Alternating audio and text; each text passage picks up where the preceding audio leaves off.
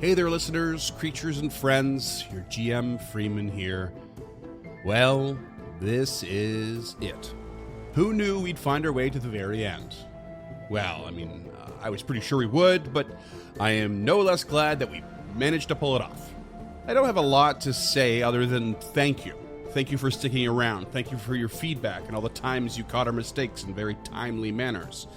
Thanks for bumping our little Reddit posts, laughing at our silly little jokes. Thanks for growing attached to our characters and making very well known your anger and sadness when we lost them. Thanks to the patrons for supporting us to help us keep the lights on. Your generosity alone is the reason we were able to persevere. Just thanks for being our friends and our fans and our collaborators. I hope you enjoy the epilogue to Stemming the Tide, where I'm pretty sure we touched on every story resolution available to us, and we all put in a piece of our own creativity. We'll be releasing some behind-the-scenes discussion in the coming weeks as well, but for now, just listen carefully to our formal goodbye. A goodbye to our version of the Abomination Vault story. A goodbye to Stemming the Tide. Oh, and one more thing. Don't forget to listen to the very end.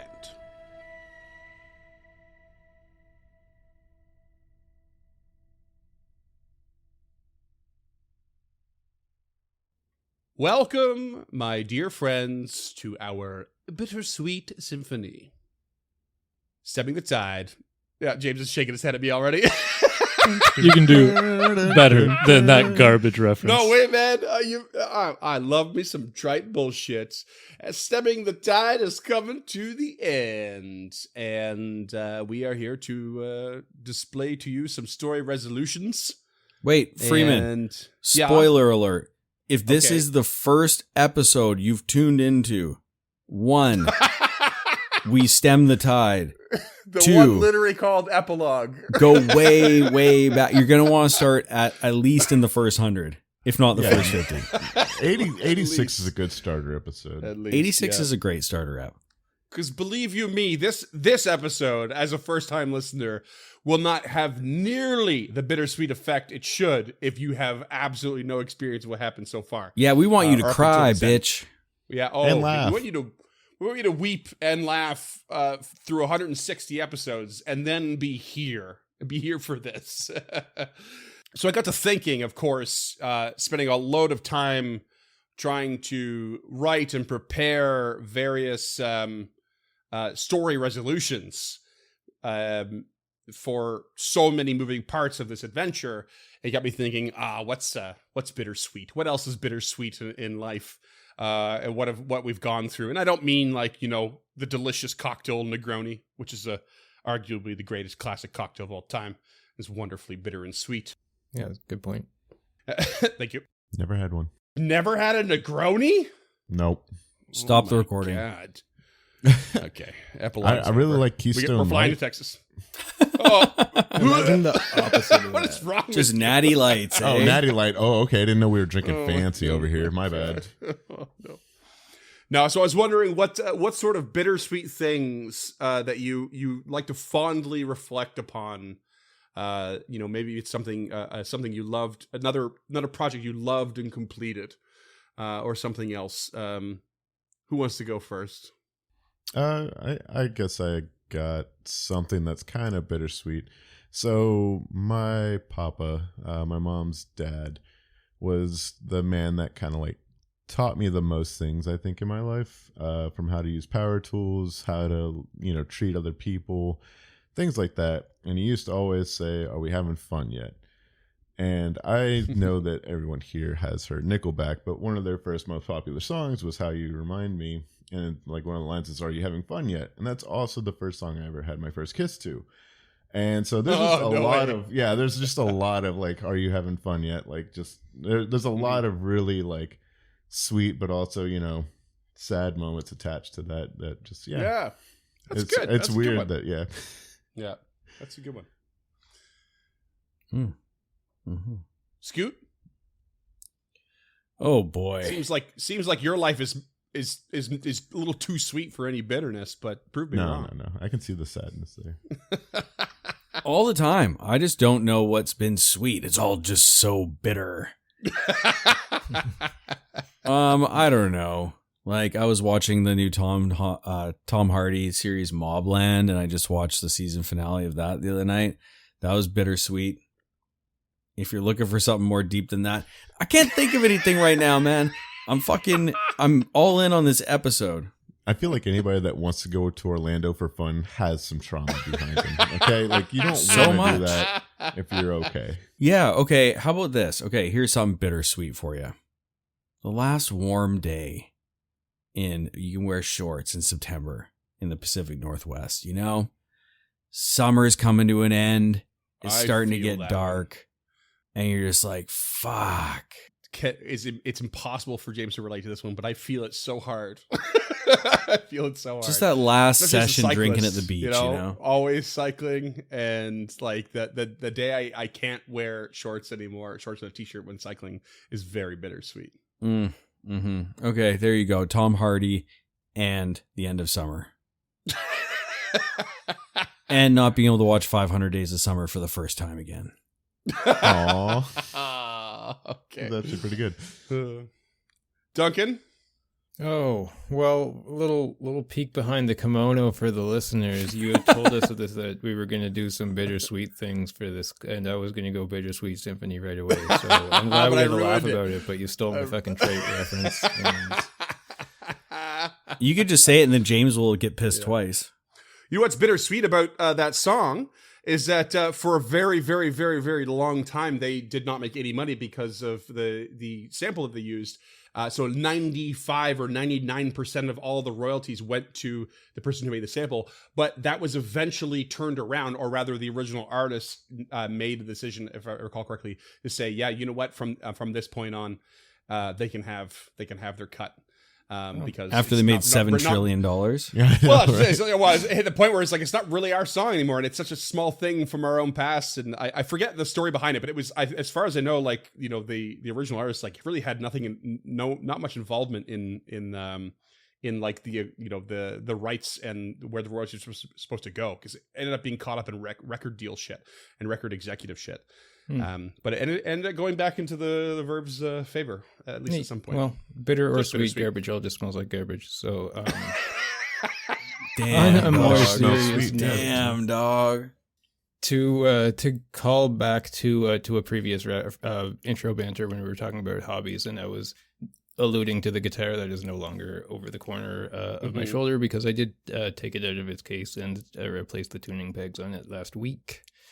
And it was a very bittersweet moment because it belonged to my now deceased grandfather who passed away during COVID. And it kind of like led me to reflecting upon, you know, the years and what has brought us to this moment, that has brought me to this moment. I mean, this has been a pretty big year.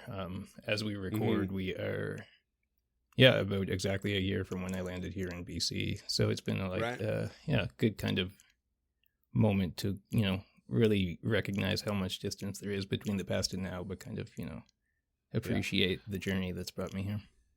I feel that. That's great. Aw. And we've been able to keep you, or this podcast, I should say, together through all of that, which is awesome. Yeah. James? Bitter? Sweet? I don't know, man. Preference? I genuinely don't know. I don't know if it's the autism or the way my brain works, but I'm pretty easy for me to separate the bitter and the sweet and only focus on whichever one I'm interested in. Mm-hmm.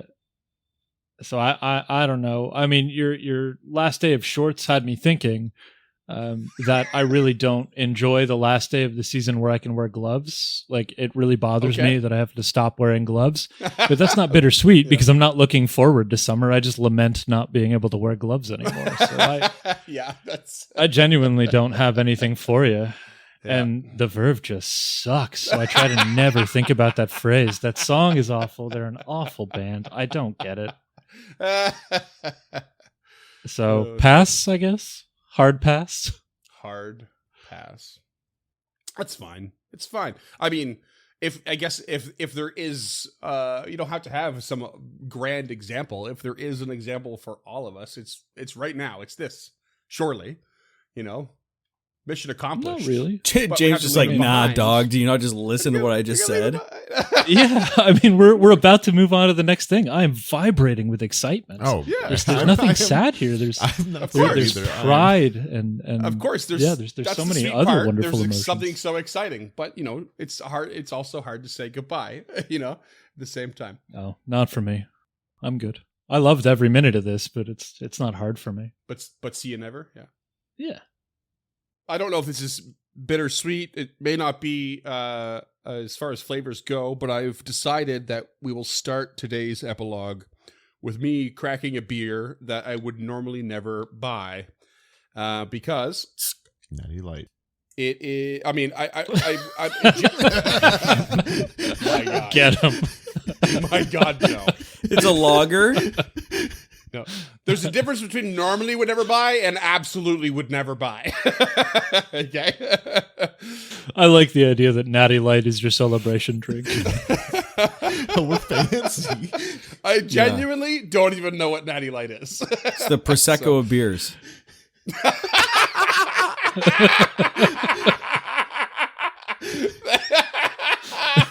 Well, High Life is already the champagne, right? So Oh, I like yeah, this. yeah, you're absolutely right. Oh my God. There's a local Oh, brewery God. here that Nailed that. tried to recreate Miller High Life, and they got a cease and desist, so they just renamed it Low Life, and it Yeah. sounds like crazy. It's I bet awesome. I would drink that. Yeah. what brewery is it? Twin Sails. Okay, so what are you working on? So I've got I buy from Daggerad quite often. They're Belgian style only brewery here in BC. Make great beer, and they do like limited releases all the time. And this is a barrel aged mixed culture saison, which is exactly the kind of beer that I want. But it's made with matsutake mushrooms, and I hate mushrooms. Does it So- taste like mushroom? I don't know. I haven't tasted it yet. I've just cracked it open. Does it I get gotta you finish what I high? got here. Is this a Caligny reference? I hope it gets me high. Enoki? Enoki, no. Enoki in my beer. So I'm gonna finish what I got here, and I'm gonna pour it, and then see and sip on it through this session, assuming I don't hate it tremendously. Great podcasting. Exactly. Yeah. And I'm drinking a Fat Tug. Ooh. That's the fattest tug I've ever seen. another Vancouver classic you're or another fat. BC No. classic. Yeah. Just a casual There's seven nothing- percenter. There's nothing quite like going up to the bartender and say, "Give me a tug," and then they pour you a beer. We go to different bars.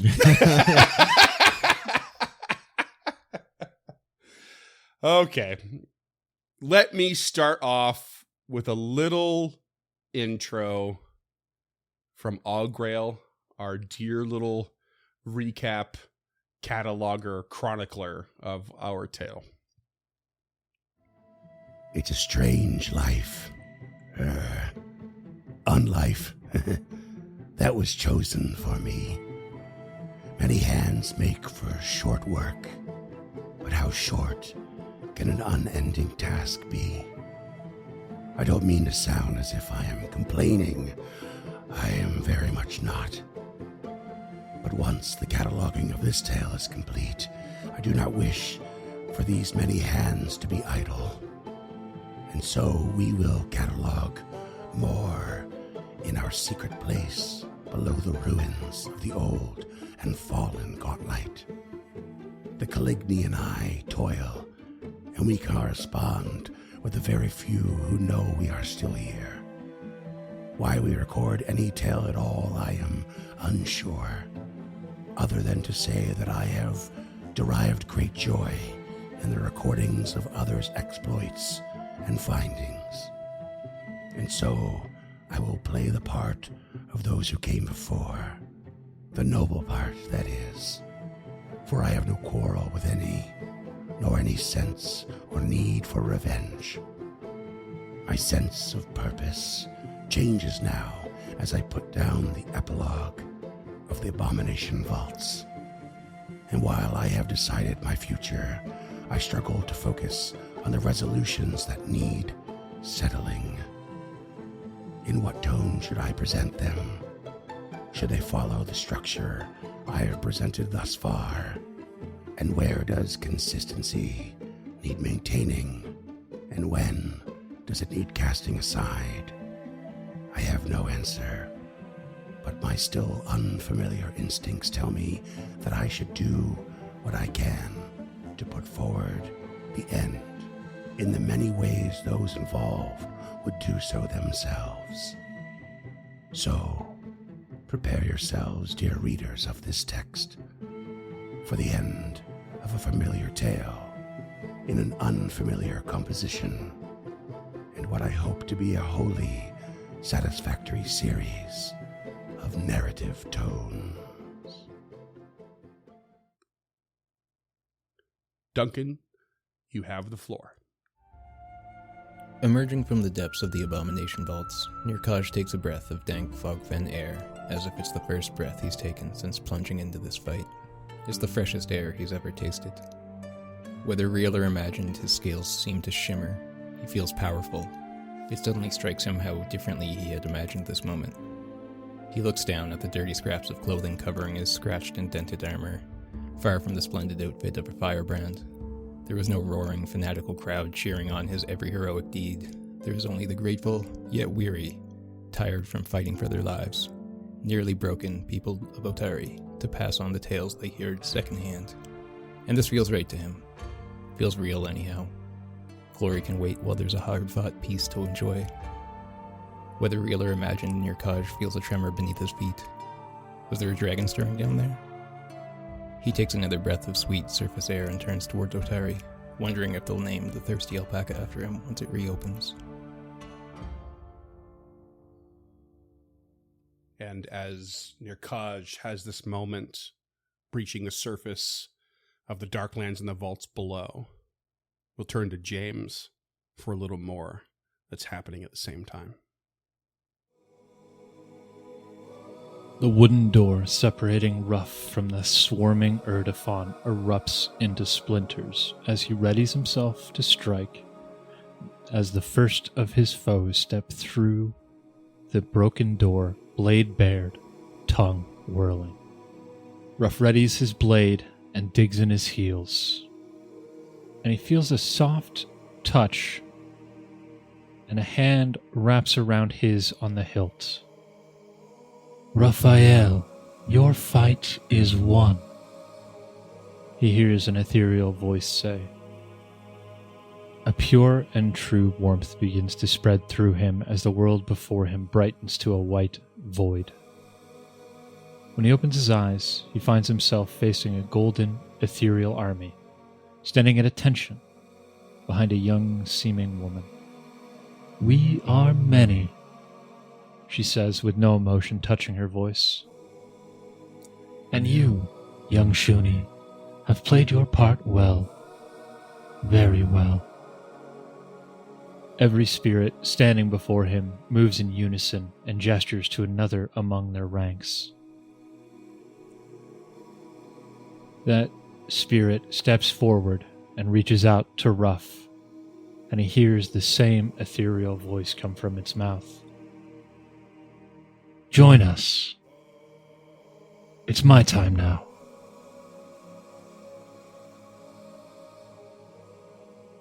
And within the vaults, few things are left to stir.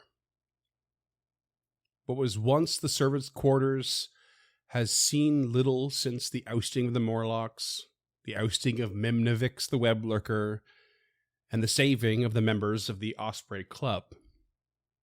The library, quite contrastly, is busier than ever with its new populace and its newfound task of cataloging its contents and recording of new tales. Belcora's old personal retreat is among the most stagnant of the levels. Jal Mesmin no longer occupying the pavilion, of course, Volek's presence in Belcora's study, and the Void Glutton's squatting in her personal quarters, both a thing of long past. And Otari's ghost put to a final rest. The arena and the flesh-warping laboratories saw all their ancient undead and twisted aberrations, along with the equipment to create them, and the would-be and willing test subjects, all destroyed. Even the crazed Velstrak, known as Kratonus, which was never really revealed, I don't think, was lost among the destructive shakes as the gauntlet fell. Nary an ooze has been left to feed off the grime and goo left behind by the heroes of Otari. The prison run by the devils under Eurevian's control remains without its diabolical stewards, of course, and the stasis chamber prison long since failed, leaving little more than a gruesome battlefield where monster and beast frenzied and slaughtered each other, one and all, when the gauntlet collapsed. The farm and hunting grounds, of course, found their own new equilibrium after a time and fashion. Wild by nature, for a long time, the subterranean lakes and fungal forests barely remember the shaking of the vaults. The Urdefon remember even less, since every single one fell at the hands of the drow and the temporarily frenzied wildlife. The drow saw great losses, even with their reinforcements and the absence of their enemy's war chief, and Ildaris still remained standing and in full operation. However, as things go, it may not be for long without an opposing force to keep an eye on in this area. And as for the temple to Nimbeloth herself, its entrances buried along collapsed structures and the rubble, but the gauntlet, however, still stands together through the pristine magics that created it. It is, in fact, indestructible. But wholly buried directly atop its power source, it rests in an all but useless place. Perhaps one might just have to hope that a purple worm does not happen to one day tunnel directly to it, creating more access. The battlegrounds that the many heroes of Otari fought upon are now peaceful, laid to rest, no longer a looming, uncaring threat. Further below, however, many things stir in the Darklands, but only one among the multitude is important to us here and now. The sighting of a young deep gnome at the Drow Urdefon battle that I had mentioned in the final episode goes just a little bit further. As this young creature delved back down and further into his homelands, you might remember that you never fully explored the camp of the Urdefon. And having been sent with provisions by the Ildaris Drow after that battle, this young deep gnome arrives home, healthy and hale, if a bit scraped from the journey. And his welcome home is indeed one of great warmth, for his journey toward the surface was not of curiosity or adventure, but of rescue for his long-lost grandfather, Glashramdur. And while he may have never found himself the rescuer he set out to be, the young deep gnome cares not at this because of the sight of Glash bouncing his many, many grandchildren upon his knee, regaling the tales of his own capture, rescue, and contribution to the great heroes of Otari. Deep within the Darklands, a family is reunited, and they know not of what occurs above or the full scope of efforts that they owe their lives and happiness to, but they sure do appreciate it.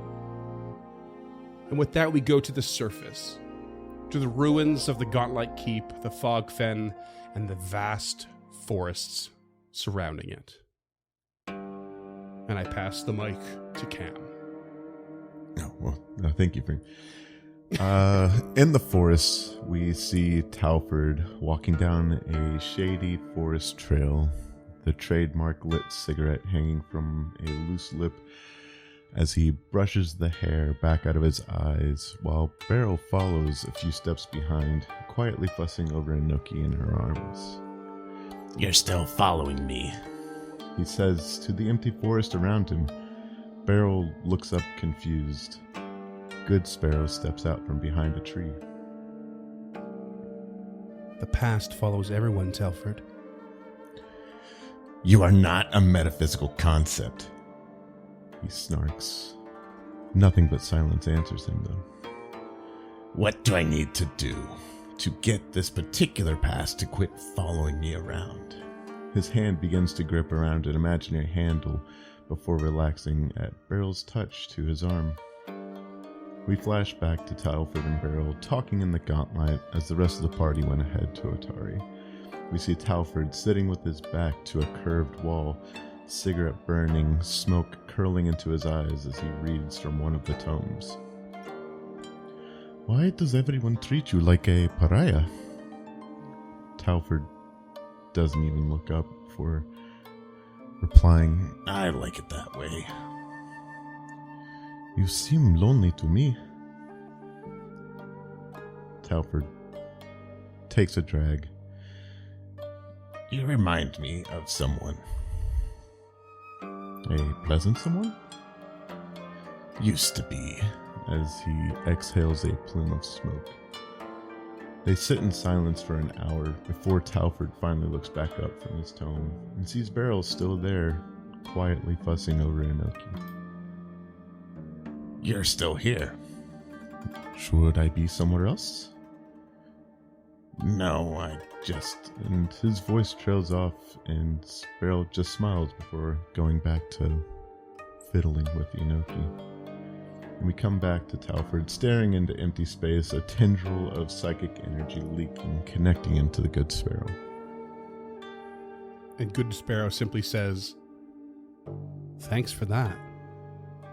Now I'll always know where you are. But it's not me who will find you, Rawline. I'm not that part of your past." Well, there's no use crying over spilled blood.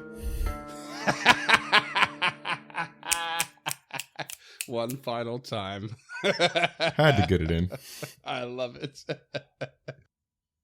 As we pull away from the forest and into the outskirts of Otari, we find ourselves near the Stone Ring Pond, and amidst the many roles of the druids there, Warlewin's arrival in Otari was motivated by something quite specific.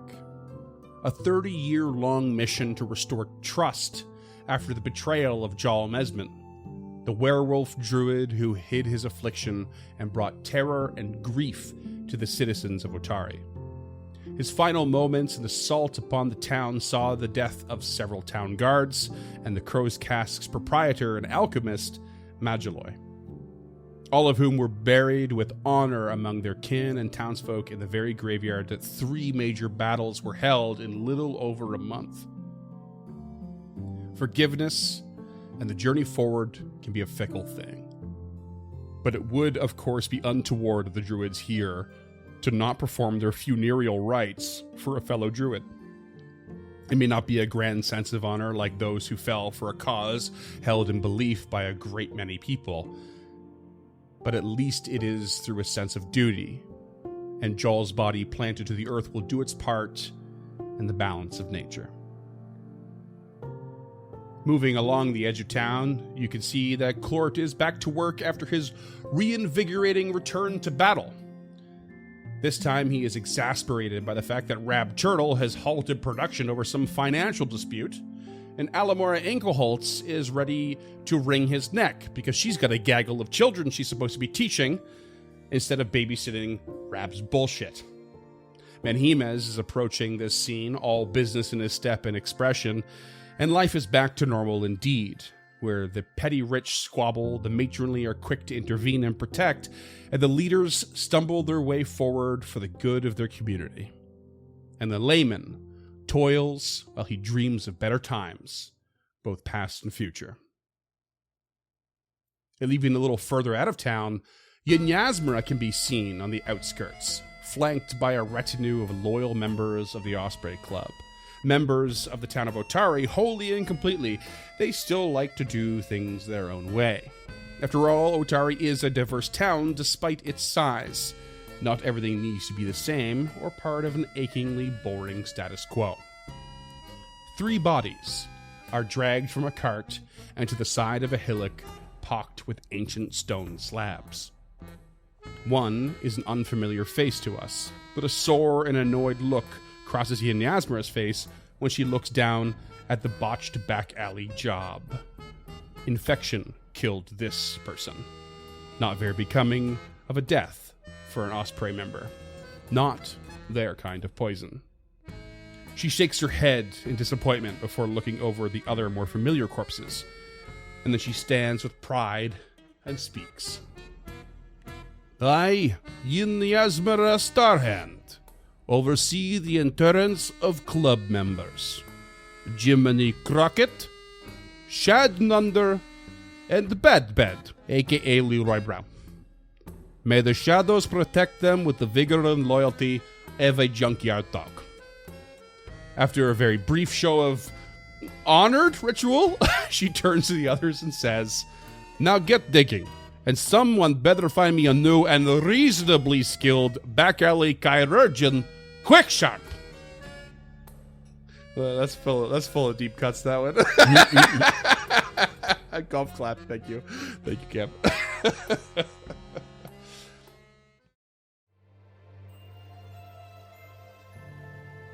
If we move ourselves away from Otari for the moment, in fact, away from the Isle of Kortos, we will find ourselves in a large throne hall where stands a great many soldiers, in rank and file, fully armed and at attention. Upon the seats in which the troops face do not sit kings or queens, but generals of the vast Andoran army.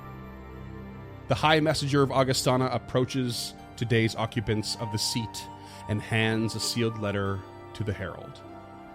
The seal is broken, the page unfurled, and read aloud for all to bear witness. Scoot, take it away. To General Liu of Augustana, care of the Andoran Army, Outpost 6 of the Asphodel Mountains. General, it is with a heavy heart that I write this letter. Your daughter, Lady Gilda of August, has died. I'm sure it is of no consolation, but she died protecting innocence, life, and good. I am not a man of war. I am a simple man of simple means. I'm not used to the death of a friend. Gilda has become a dear friend to me. She is a paragon of all that is good and true. I do not know you, and I probably never will, but I have heard stories of you and the Golden Legion. I saw with my own eyes Gilda, the bastion of good against evil. Wave after wave of undead crashed upon her shield and were sent to the boneyard, like a devastating tide sucked back into the ocean. She wore her eagle pauldrons with such pride. I remember the sparkle in her green eyes the day that they arrived. Even until the end, her gear was well maintained, polished, and cleaned, a testament, I believe, to her strong faith. The evil that we face, I have never seen before. It is pure hatred and destruction. The black heart of a necromancer festering in the deep, proselytizing an outer god. I know not how much longer we will be diving deep into the hellish abomination vaults. Gilda isn't the first loss in our party, and I'm sure she will not be the last.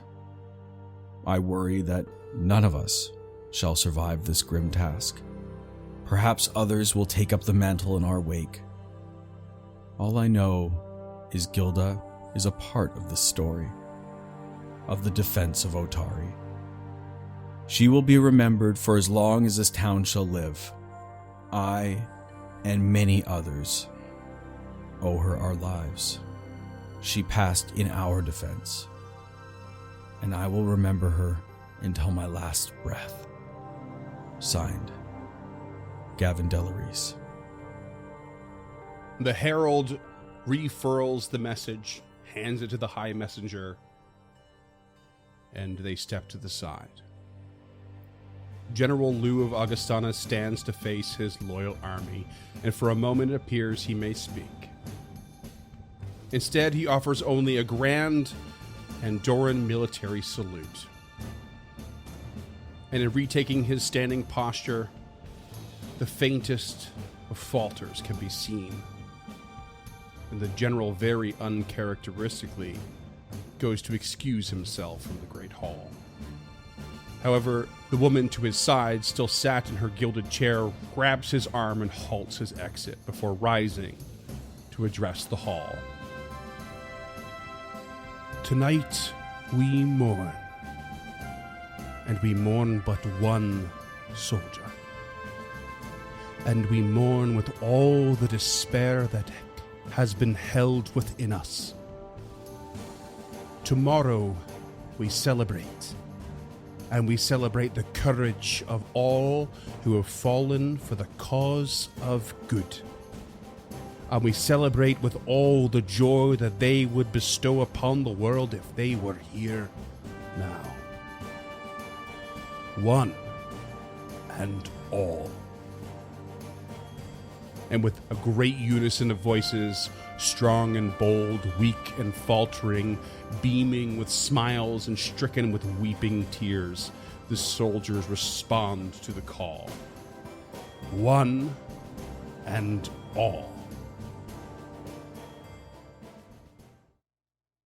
Far from the material plane, far from the Isle of Kortos or the land and nation of Andoran, we find ourselves in a stinky, sulfury, hot, disciplined sort of place. One might call it hell. One might call it hell. Cam, you want to take us to hell real quick? Absolutely. I thought you'd never ask. Lump, the riot maker. The hellbound attorney sneers as he observes the imp finishing its work. You've made quite the reputation for yourself down here. All you had to do was follow orders and be a good soldier, but no. You and your petty resistance. Your small little doses of insurrection throughout the day. You figured out your contract, discovered our clauses. You could have, you should have kept this to yourself. But no, you insisted on telling others. The imp tugs at the stitch, tying Lump's mouths shut as they twist into smiles despite the blood dribbling down to Lump's sulfur eye. You could have simply served out your contract. But now we're busy putting down your little revolts throughout the hells. Do you realize the problems you've caused? Not that it matters. You'll lose, of course. Despite the circumstances and forced surgical smile that is now upon Lump's face, which is a very... Thank you for that very macabre image, Cam. It's horrifying. Lump actually has something to smile about, which is quite odd, because the hellbound attorney turns to a bound Aranis, one Barkambuck, and says, Oh, the irony, how even a devil can fall from grace. No longer beholden to your own contract, thanks to the actions of this lump of a creature. You somehow find yourself reined in like you should have done with your mad dog. Barkambuck spits and says, Never trust Phistopheles. Which is exactly why you should have thoroughly read the contract Eurivian had drawn up for you and your pet. You are the fool here, Barkambuck.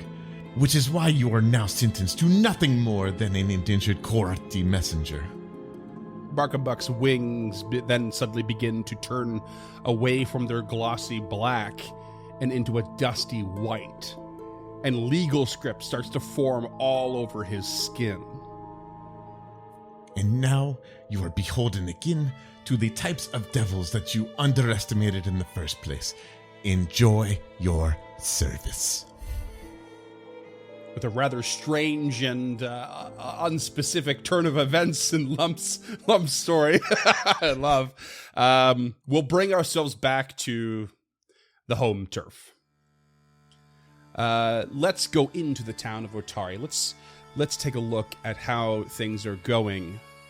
It's a cool early morning with the most typical weather Otari sees. The bustle of workers setting out to their places of work, move through the Otari streets, and Aloria Galentine's messengers dart through alleyway shortcuts. But in the Otari market, things start a little later than the early rise of the fishers and the woodworkers. It knows it needs to wait for the caravans to enter town a little later in the day, and for the local farmers to swing by and speak with Hala High Stepper at the Farmers Guild. It's not your typical market, given it's a tiny hub of a town. But that is not to say all is quiet. No, some stall owners are eager to start their days in the market instead of at home. And one such marketeer is more eager than most.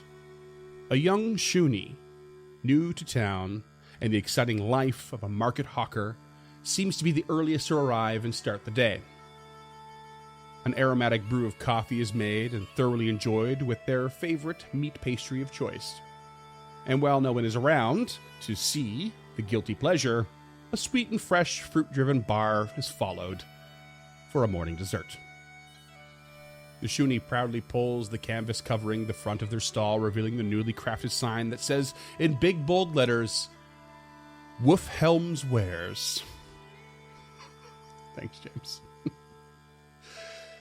And they sit with beaming pride and patience, thinking about the many conversations they'll have today.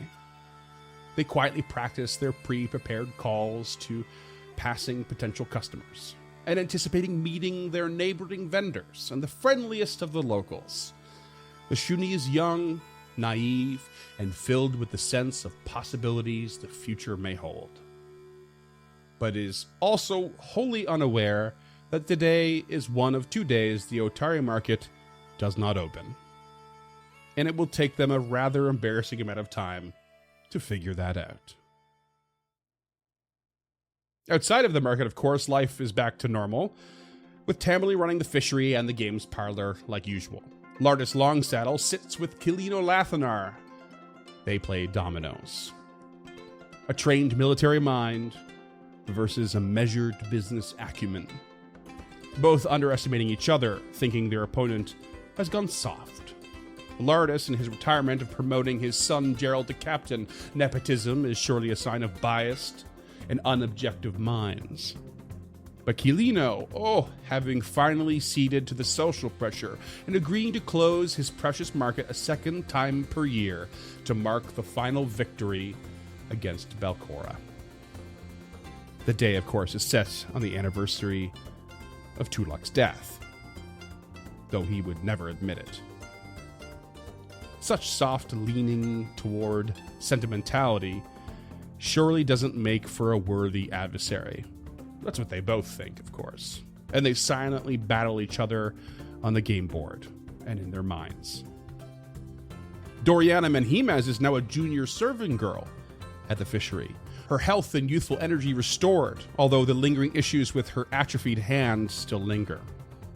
Tamerley looks on like a proud and concerned aunt, knowing the young girl will learn valuable lessons under her tutelage, as much as she did under Alamora Inkelholtz.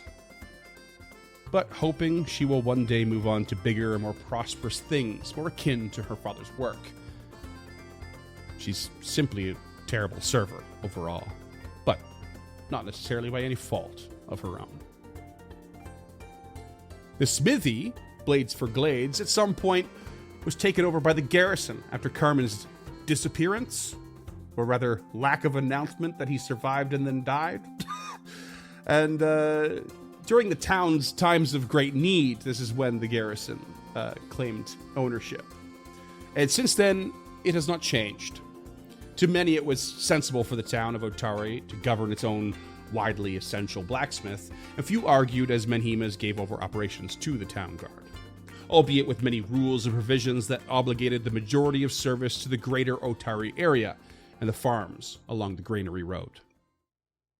Crow's casks will have stood sad and abandoned for some time, as a strange contrast to a newly revitalized Thirsty Alpaca, now called the Hound and Dragon, by very quick, last-minute popular vote in our Discord.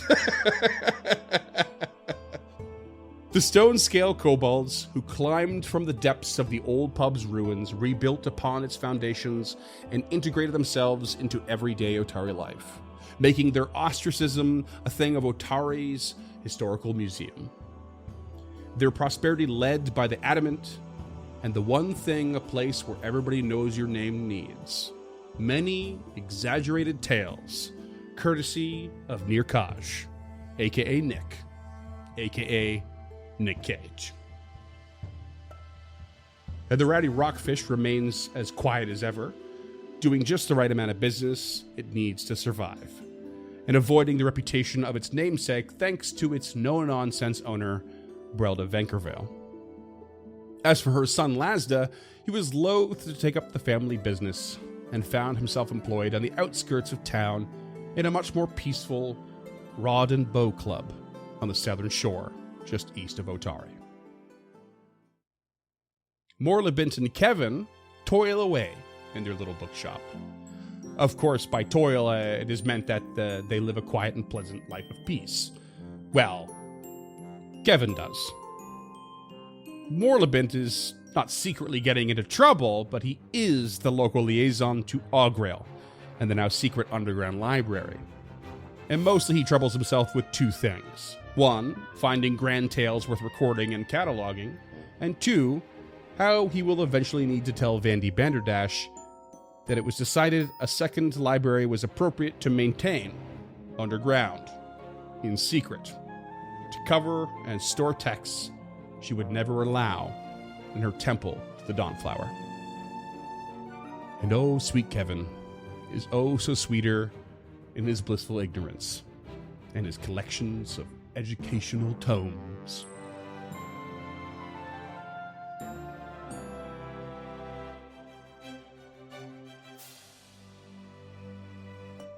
From here, we'll go to the Dawnflower Library, and I'll pass the mic to Scoot. Yet again. Silence lays over the Dawnflower Library. White sheets lay on rich wooden tables. Draped over those laying down, figures of varying sizes and shapes, but unmoving alike. The air heavy, but clean and fresh. Unsure footsteps approach, echoing down the hall. Life fills the chamber, and the room breathes, shaking off the weight of death. The petite hand of Vandy Banderdash pulls back the burial shroud of Tulak. His eyes are closed, his pale skin unchanged from the respite provided by Vandy's magic. One may think him just sleeping. Aileen rushes to the table, laying a hand on her brother's, whimpering softly. Her parents, Renee and Galt, follow more slowly. Galt's arm squeezes Renee tight, her tears falling from her cheek to dampen his shirt. Older now than before, so many years had passed. No word, no sign, and now this. The last time she saw Gavin, he was an adolescent, sitting in the sun, smiling at a table in the Delarice Inn. The man on the slab in front of her had aged. A man, though part elf, Renee pondered how much he had aged. She could only imagine the pain he had endured over and over, day after day. The torture and magical healing, only to be tortured again. She noticed the creases around his eyes, stress, determination. This she didn't recognize. Gently, she runs her hand along his cheek. She saw peace. It stilled the anger that she had felt at the years of silence and distance. Vandy saw the creases on Renee's forehead. He died a hero. Renee nodded, clearing her throat. Tell us how he lived. Vandy told her of the countless hours spent in the library, his thirst for knowledge. She spoke about the interactions he had with the locals, the hope he brought to families by reading his bones. Then she explained his distance. She didn't know at the time why he spent so much time alone, but had come to understand. He separated himself from society to protect himself and others. It was his care that made him seek isolation. Tulak, Gavin, never truly understood his powers. But he began to unravel your family history. I think that brought him peace, in some measure. This town owes him a great debt that will never be repaid. His sacrifice is a testament to the strength that you gave him. And as we leave the scene, we see the sparkle of tears upon every face. But the sparkle as well of one thing only that is not a tear, but the silver mask of a sparrow just under the waistcoat of Aileen Delarise. What? And now Scott knows who Good Sparrow is. Finally. Son of a bitch. If you ever go back and listen to all that episode 100 stuff, you're going to be like mind blown. You really buried the lead on me there, Barn. You know I'm too dumb for this. We will exit town again real quick before coming back to the library. And I will pass it on again to James. A road-worn wagon, pulled by a single pony, pulls up to the Rod and Bow Club.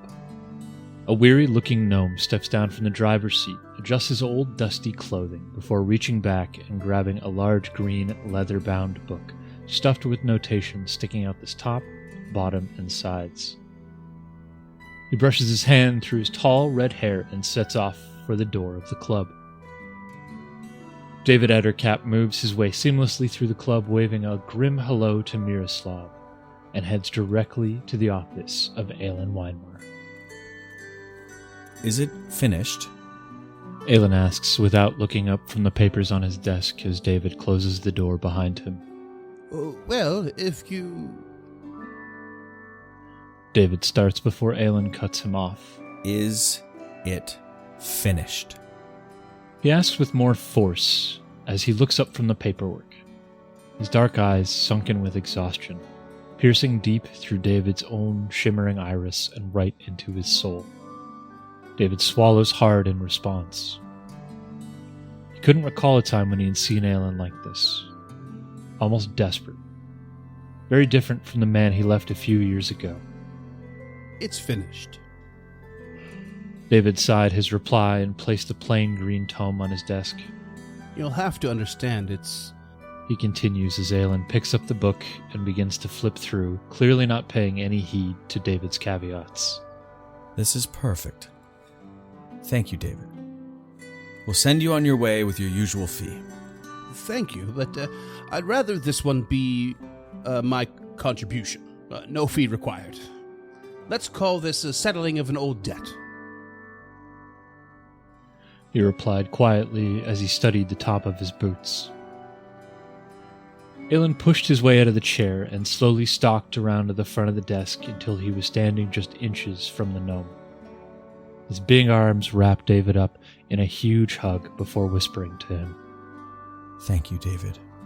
I know he'd appreciate this. A few hours later, Vandy Banderdash arrives at the Rod and Bow Club with a smile on her face and a pack on her back. She finds Aelin sitting below a small tree with purple and white buds forming on the young branches. Next to Aelin is a hand-painted wooden sign, clean and free of dust, with a small white hat resting upon it. The hat's brim is filled with old and rusted fish hooks and tattered lures. Aelin stands and smiles warmly to Vandy. They exchange small talk, and at the end of the interaction, Aelin hands her the green book, reluctantly. But she takes it with some reassuring words and her trademark charming smile, and Aelin lets the book go, smiling and waving to her as she leaves. That spring, the white and purple buds on the tree in front of the Rod and Bow Club opened to white and yellow flowers, and a few bloom into perfectly shaped, fragrant yellow lemons. And the sign below the tree reads, "In loving memory of Arthur."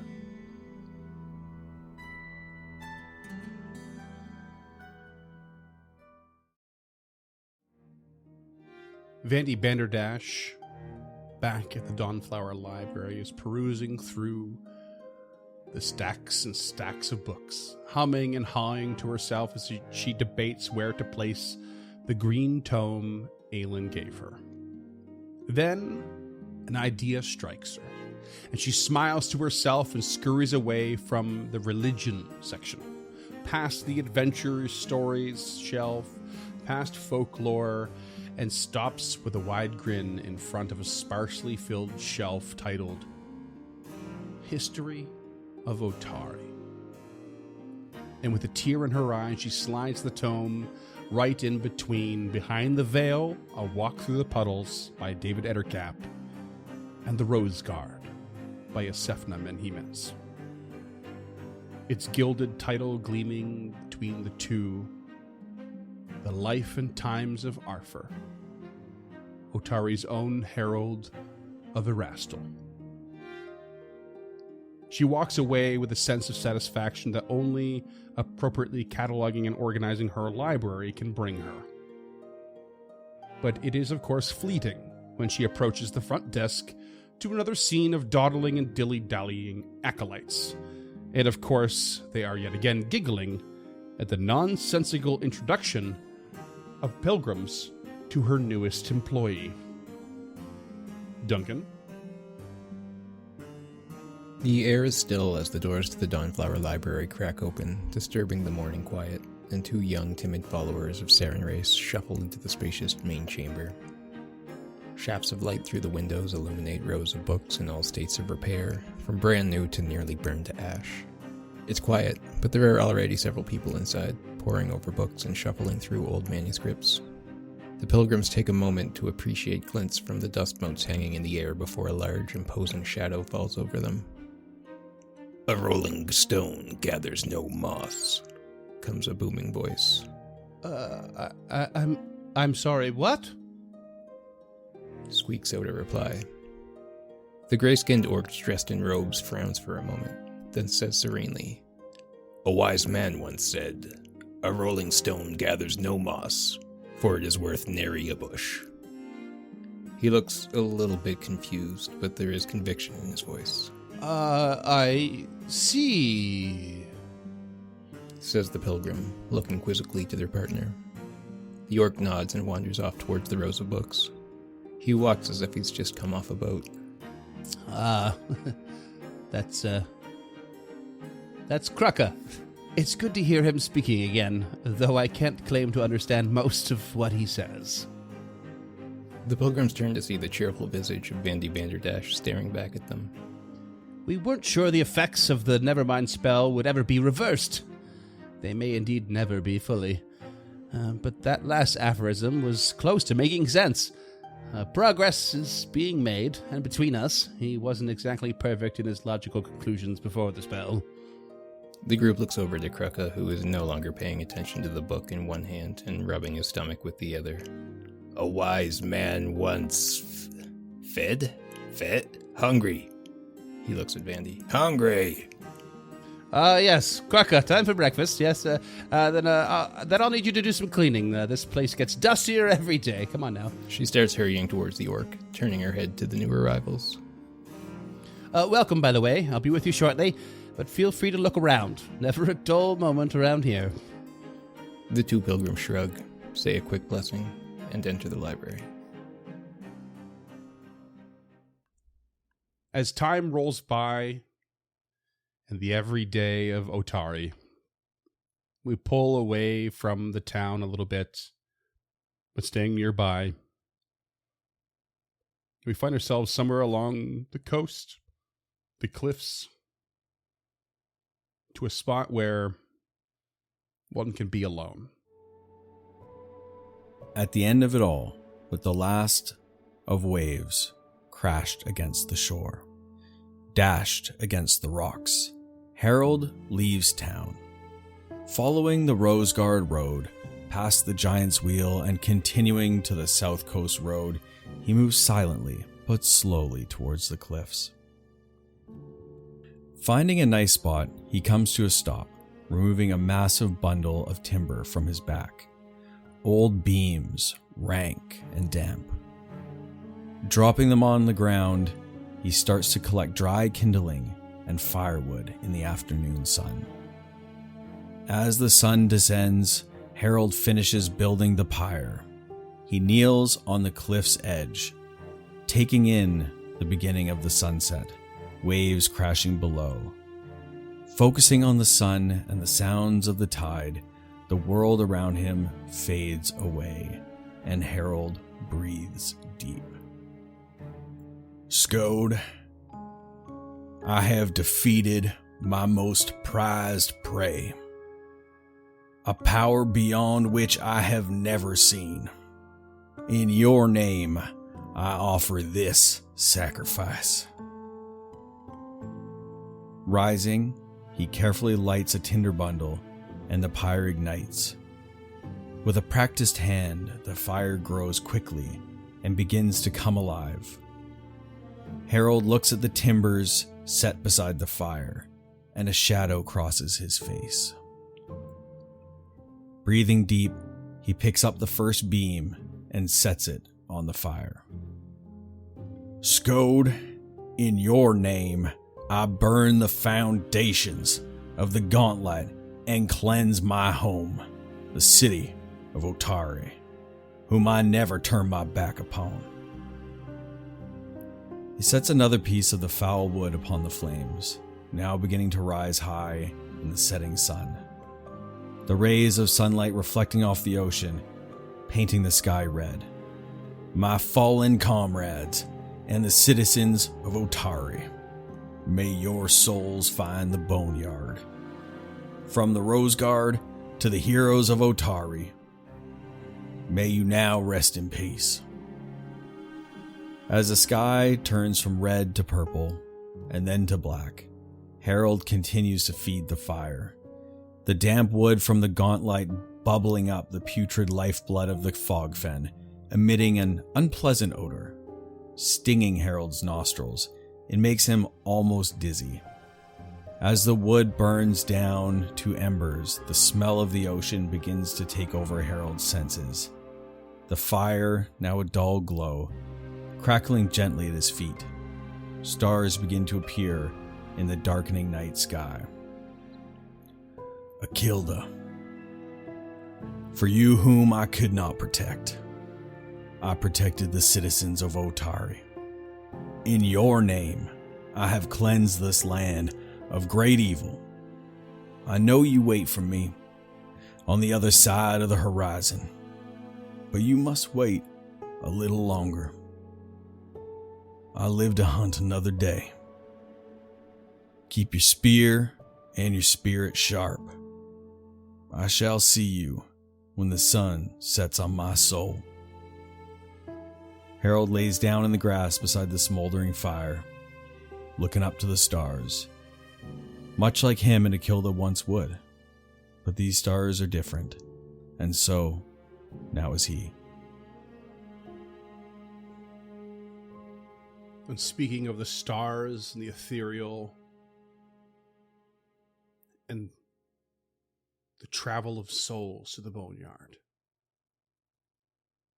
down the river, stalked by many prey,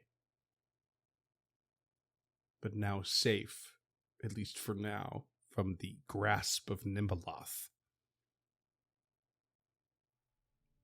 James.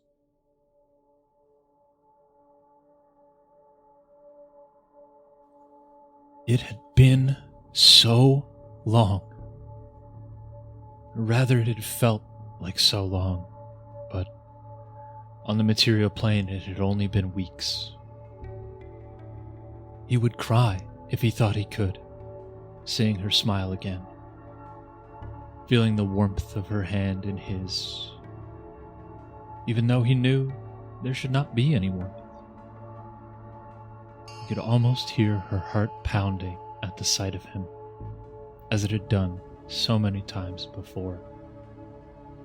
But he knew that must just be his imagination.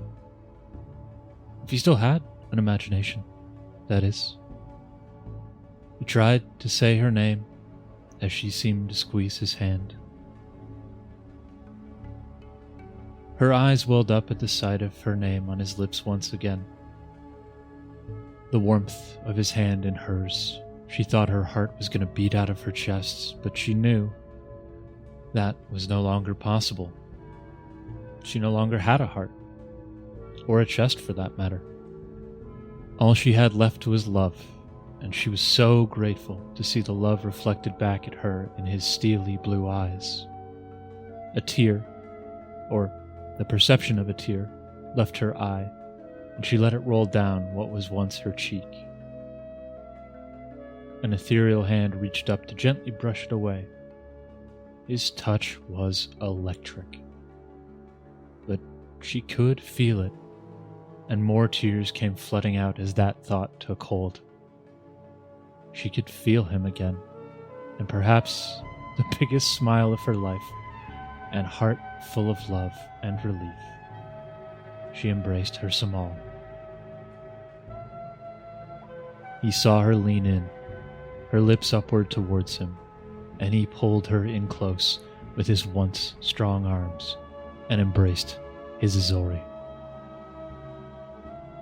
They held that kiss for as long as they could, as they dimmed from existence on the material plane. Maybe true love does last forever. Who knew James went by one of those pen names I see on the romance novels at the checkout at the grocery store? Mr. Sex. Oh, you better believe it. Oh, my. I got my husband and his dad pregnant. Someone call Fabio. We got to cover the shoot. And finally, we see Rin Savinci. She pours herself a tea, the settings placed for guests she know will never come. She looks to the empty space where the cupola of the gauntlet was once placed on the horizon, and gazes upon the stars that are now dotted along the edge of the forest canopy. Stepping into the night, she makes the long walk through the entrance of town and along the cliff to the Otari graveyard. There she passes many freshly replaced tombstones and plaques. A work in progress still, but nearly finished, this cemetery would soon one day be a reverent sight of beauty once again. Striding through the cool night air, the faint smell of freshly dug soil and new spring flowers, her direction is purposeful, and it leads her to a small grave with a simple marker bearing no name. It is well tended and strewn about with gifts, fresh flowers and dried bundles, and knickknacks of all sorts. Found treasure is what he would have called it. A sentiment Rin always related to, given the many strange and often useless oddities that could be found in her own curio shop. She stood for a moment, appreciating the embarrassment Physic would have felt if he was given a simple stone placard. And how ironic it was that the citizens of Otari accepted the insistences from those who knew him best to not play such a thing, but they also ignored the point entirely by scattering these honorific, useless, and valueless treasures. Who could place value on sentiment, anyhow? Indeed, they are invaluable. She thinks this to herself. She takes a seat on the ground at the grave in front of her and reaches into her robe, producing the Flask of Fellowship, lost and found somewhere along the way and in the aftermath of Belcor's defeat. It feels inevitable that such a thing would make its way into her possession. She raises it to the resting place and says, I'll have what you would have, my dear friend. And she takes a sip.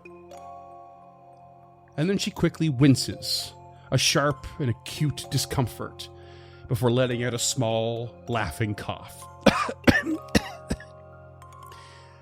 Pickle juice. Of course.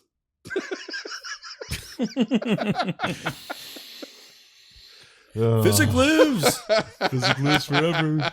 He doesn't want that. And I didn't even cry once. I'm so impressed with myself. You looked like you were crying the whole All right, time. redo it. Redo it. Will you go From the again top. until Freeman From cries? until my weeping From the baby. top. Okay. We need the blubber cut. Episode 1. Let's go. And for the first time, the last time, that's what we're going to call it. Hey, shout out listeners. If you've been with us this whole time, we fucking love you. Thanks for listening. And we appreciate you listening. Good job. Good job, everyone. You know what? Good job, Byron. Whoa. No. There's rare praise. Oh, Suck come it, on. Barn. Okay, fine. Physic digs his way out of the grave, totally renewed.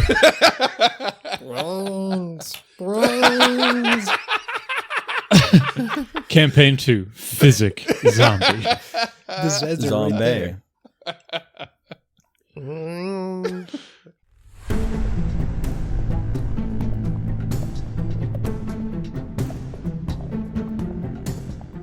Stemming the Tide is an actual play podcast of the Adventure Path Abomination Vaults and is produced by the Uncharted North Network. Stemming the Tide uses trademarks and/or copyrights owned by Paizo Inc., used under Paizo's community use policy. We are expressly prohibited from charging you to use or access this content. Stemming the Tide is not published, endorsed, or specifically approved by Paizo. For more information about Paizo Inc. and Paizo products, visit paizo.com. Music is composed by Will Savino and artwork by Greyhood. Stemming the Tide is recorded remotely using Foundry Virtual Tabletop. If you wish to connect with us or support this project and projects to come, we can be found at unchartednorth.ca, patreon.com/unchartednorth, and on all major social media platforms. Links to all credits can be found in the episode description and our website. Thanks for tuning in.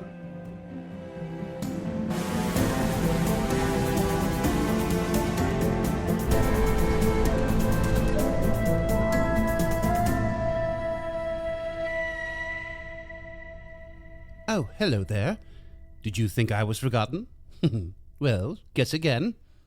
You're probably wondering what's happened to me, and the all-too-dangerous dimensional incarnate enclosure. Well, thanks to me, the die found its way into the Otari Museum at Menhima's Manor. Though, rather than being on public display, it sits in a well-tempered glass case, inside an iron-bound chest, behind a sturdy locked door, on the other side of a rather magnificent entrance to a state-of-the-art vault. The sort of place you wouldn't expect to exist in a place like Otari, but then few know it's really there. Perhaps that's for the best. And so long as we see the Menhima's line continue in its noble and reasonable fashion, it's safe to say that it remains in safe hands. As for me, well, I've skipped town. It was long overdue that I rid myself of those bullies of adventuring partners. We had some good times. But those brave fools really knew how to push one's 4 whole buttons. They were under a lot of pressure, though, so I'll let bygones be bygones. I'm off to see the world. Maybe discover my true origins. Who knows? Maybe I've got family out there somewhere. I sure will miss the stories that Augrail told, though. Maybe I'll try my hand at writing some down myself. Well, I'm off on my own adventure, filled with the bravado of Nirkaj, the bravery of Lady Gilda, and the determination of Sage Tulak. This is Duffy Bindleford saying, Friede, Freude, Eierkuchen.